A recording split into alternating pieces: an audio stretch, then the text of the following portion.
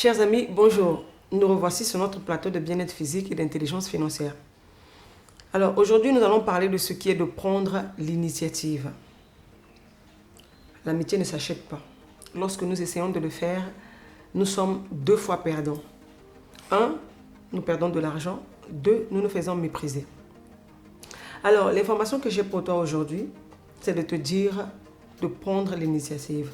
Prends l'initiative de te faire des amis. C'est ce que font toujours les leaders. Il est facile dans notre nature de dire oui, c'est à eux de faire le premier pas, ils n'ont qu'à m'appeler, c'est à elles de parler la première. Il est aussi très facile d'ignorer virtuellement les autres. Oui, c'est dans notre nature, mais ce n'est pas l'attitude à adopter devant les autres. Si tu suis la règle qui veut que ce soit aux autres de prendre des initiatives, tu n'auras pas beaucoup d'amis. Les vrais meneurs d'hommes sont en fait ceux qui prennent l'initiative de se faire connaître aux autres, de se présenter aux autres. La personne la plus importante d'un groupe, c'est celle qui est la plus occupée à se présenter. Alors, adopte la juste attitude à l'égard des autres.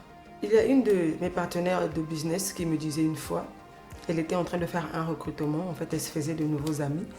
Elle me dit, il est possible que je ne sois pas importante pour cette dame. Mais elle est importante pour moi. Alors je dois faire sa connaissance. Et elle a fini par y arriver. N'as-tu pas remarqué comme les gens sont mal à l'aise lorsqu'ils attendent l'ascenseur? À moins d'être en compagnie de quelqu'un. Et la plupart des gens ne disent jamais un mot à leurs voisins. Un jour, je me suis livrée à une petite expérience. J'ai décidé de parler à l'inconnu qui était à côté de moi. Et j'ai noté 10 fois la réaction. Eh bien, chaque fois que je l'avais fait, j'avais une réaction amicale positive. C'est vrai, il n'est peut-être pas conforme aux normes de parler aux étrangers, mais la plupart des gens l'apprécient.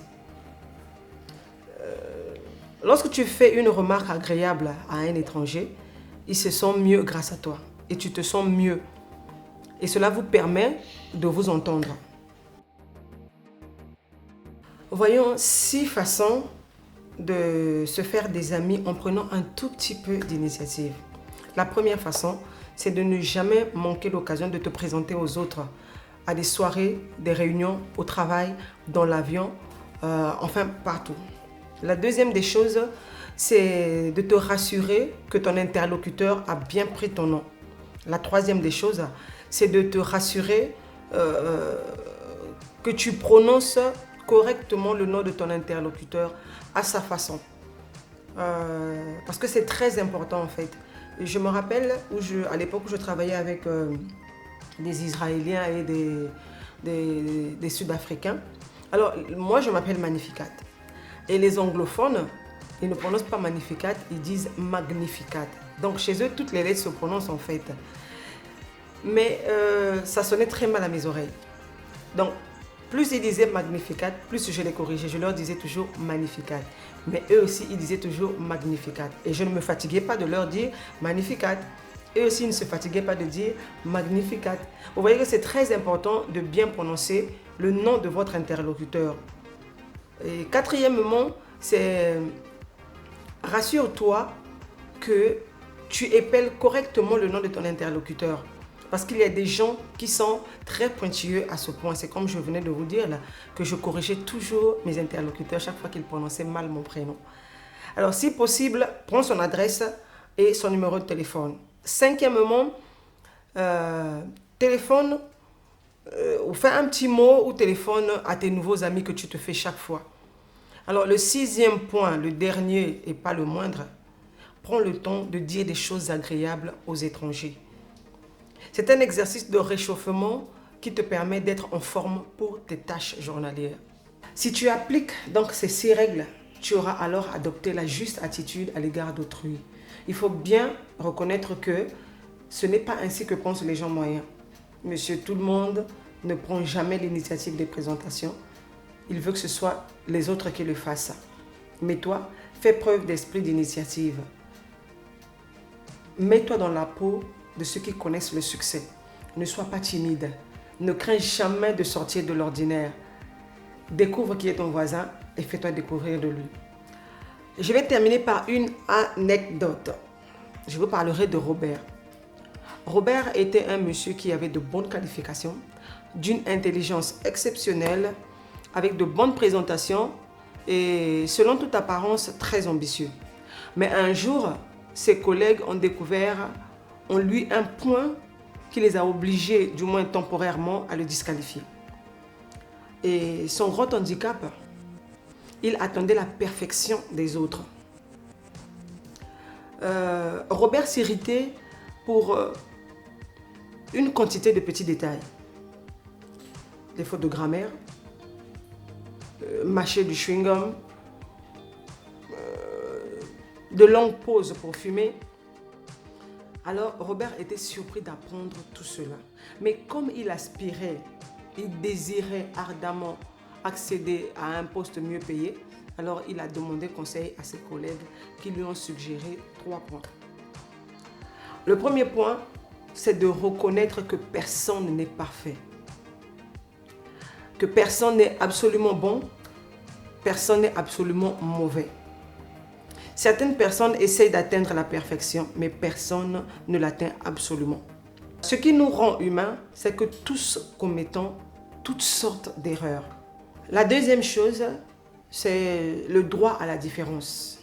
Ne te passe jamais, ne te prends jamais pour Dieu.